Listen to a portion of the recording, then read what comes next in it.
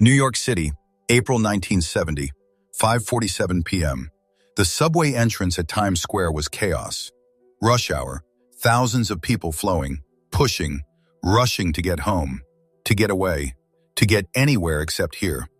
An old black man sat on a stool outside the entrance, 70s, maybe older, gray beard, worn clothes, guitar across his lap, open case at his feet with a few coins. Not many, never many. People don't stop during rush hour, don't listen, don't care, just move, just escape.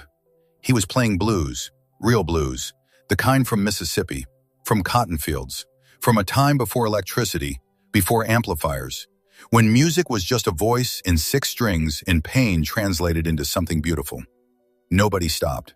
Hundreds of people walked past, thousands, ignored him, stepped around his case, pretended he didn't exist. The way people pretend homeless musicians don't exist. The way invisibility becomes normal, expected, acceptable. One man stopped, young, British, denim jacket, long hair, standing perfectly still in the middle of rushing crowds, just listening, not moving, not leaving, just there. Paul McCartney, alone. No Beatles, they'd just broken up 2 weeks ago. Paul was in New York trying to figure out who he was without them, without John, without the only identity he'd known for a decade. He stood there listening to this old man play blues. And what happened in the next 30 minutes didn't just change that musician's day. It reminded everyone watching that music is connection, that talent transcends race, that the greatest musicians aren't always the most famous. Sometimes they're the ones playing on subway corners, being ignored, being invisible, being everything the world refuses to see. But to understand why Paul McCartney stopped for this old street musician, why what happened made a crowd freeze, you need to understand who this man was, and why his music mattered more than anyone realized. His name was Robert "Lightning" Johnson. No relation to Robert Johnson, the famous one. But Lightning had his own story. Born 1895, Mississippi Delta, learned guitar from his father, who'd learned from his father. Generations of blues, passed down, kept alive, even when nobody wanted to hear it. Lightning played professionally from 1920 to 1955. Juke joints, back rooms, places where black musicians could play when white venues wouldn't have them. He was good, really good. The kind of good that other musicians respected, that made them stop and listen, that proved talent was universal even when opportunity wasn't. He recorded exactly 1 album, 1952, on a tiny label nobody remembers. It sold maybe 500 copies, mostly to musicians, to people who understood what they were hearing. Lightning Johnson wasn't commercial, wasn't safe, wasn't polished enough for radio. He was raw, honest, real, the kind of blues that came from living instead of performing. By 1960, Lightning was too old to play clubs, too old to tour, too old to do anything except survive. He moved to New York, lived in Harlem, played on streets, made enough for food, for rent, for the understanding that music was the only thing he knew how to do, the only thing that made him feel human. Nobody knew who he was. Nobody recognized him. Nobody understood that the old black man playing blues outside Times Square subway had taught half the blues musicians in Mississippi, had played with legends, had created music that influenced everyone from Muddy Waters to B.B. King. He was invisible, just another street musician, just another person to ignore. That April evening, Lightning was playing Crossroad Blues, not the Robert Johnson version, his own version, the one he'd been playing since 1920, the one that had existed before the famous version, before blues became commercial, before white people discovered it and made it profitable. Paul McCartney heard it, stopped, recognized it. Not the song, the style, the authenticity, the kind of blues you can't fake, can't learn from records, can only get from living, from suffering, from being black in Mississippi in 1920, from surviving when survival meant music was the only escape. Paul stood there, 10 minutes, 15, just listening. People started noticing, not the musician, Paul, the famous Beatle, standing in Times Square, listening to a street musician, not moving, not performing, not being Paul McCartney the celebrity, being Paul McCartney the musician, recognizing another musician, honoring him. A crowd formed.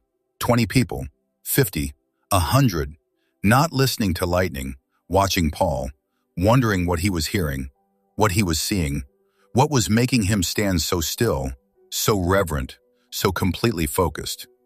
When Lightning finished, Paul approached, knelt down, eye level, the way you show respect. "Sir, I have to know, where did you learn to play like that?" Lightning looked at this young white man, British accent, long hair, the kind of person who wouldn't normally talk to old black street musicians. "Mississippi, been playing since I was 7. My daddy taught me. His daddy taught him. We go back." That was the purest blues I've ever heard. Not commercial, not polished, real. The way blues was before it became a genre, before it became something white people could sell. You're playing history, playing culture, playing something sacred. "You know blues?" Lightning asked, surprised. "British boy knowing blues?" "I know music, and what you just played, that wasn't just music, that was truth. That was pain and survival and beauty all at once. That was everything blues is supposed to be." The crowd was silent now, 100 people, completely quiet. Not because Paul was talking, because they were witnessing something. Recognition, respect. A white British superstar kneeling before an old black street musician, not for publicity, not for appearance, because he genuinely understood, genuinely appreciated, genuinely saw something they'd all been walking past for years. "What's your name?" Paul asked. Lightning Johnson. Used to play professionally, long time ago, different world. Now I just play here, make enough to eat, enough to survive, enough to remember I'm still a musician, even if nobody else remembers." "Lightning Johnson," Paul repeated, like he was memorizing it, making sure he'd never forget. "I want to do something, if you'll let me. I want people to hear you, really hear you, not walking past, not ignoring, hearing. Can I play with you? Just for a few minutes. Can we show these people what real blues sounds like?" Lightning stared. "You want to play with me? You're famous. I'm nobody. Why would you?" "You're not nobody. You're Lightning Johnson. You're a blues musician who's been keeping the real music alive for 50 years. You're more important than I'll ever be. Please, let me honor you. Let me learn from you. Let me show these people what they've been missing." Lightning handed Paul his guitar. Paul played, not Beatles music, not his hits. Blues, real blues, the kind Lightning had been playing, the kind he'd learned from, the kind that connected them across race and age and fame and everything else the world uses to divide people. Lightning sang. Paul played, and the crowd grew. 200 people, 300, completely silent except for the music, watching, understanding, witnessing two musicians, one old and black and invisible, one young and white and famous, playing together, connecting, proving that music doesn't care about anything except honesty. When they finished, the crowd erupted. Not applause for Paul, applause for both of them, for the music, for the connection, for the reminder that talent exists everywhere, on street corners, in subway stations, in places people ignore, and sometimes, just sometimes, someone stops, someone sees, someone honors what deserves to be honored. Paul stood, addressed the crowd. "This is Lightning Johnson. He's been playing blues for over 50 years, real blues, the kind that existed before recording, before commercial music, before blues became something white people could make money from. He's a living history, a keeper of culture. And we've been walking past him for years, ignoring him, treating him like he's invisible. That needs to change. He deserves to be heard, deserves to be honored, deserves to be recognized for what he is, a master, a legend, a musician who's kept real music alive when the world stopped caring."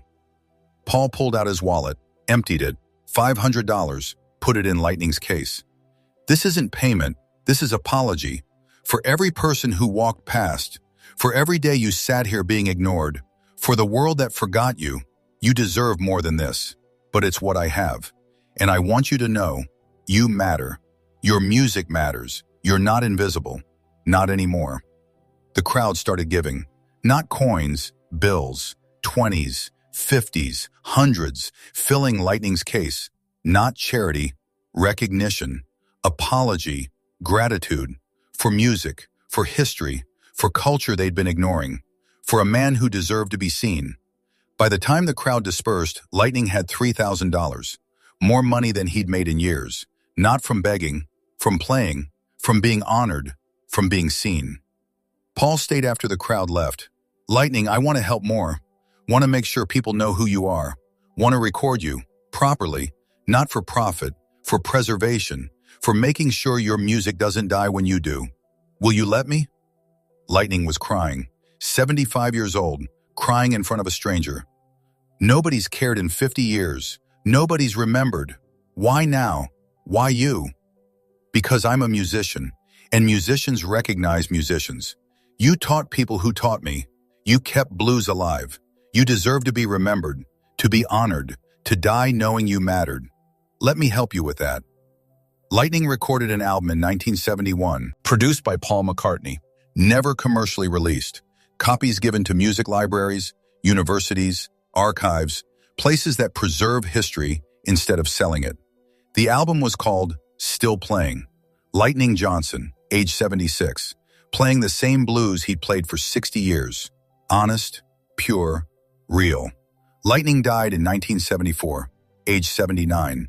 Not on the street, in a small apartment, paid for by the money from that day, by the recognition, by the understanding that he'd mattered, that his music had mattered, that being seen had changed everything.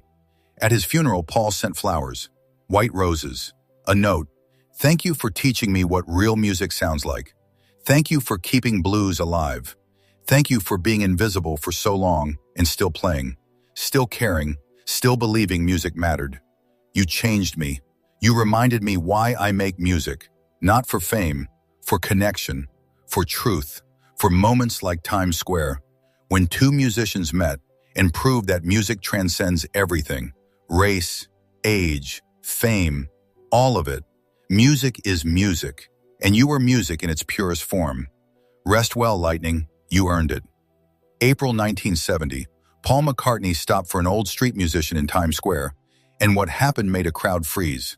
Not because Paul was famous, because they witnessed something rare.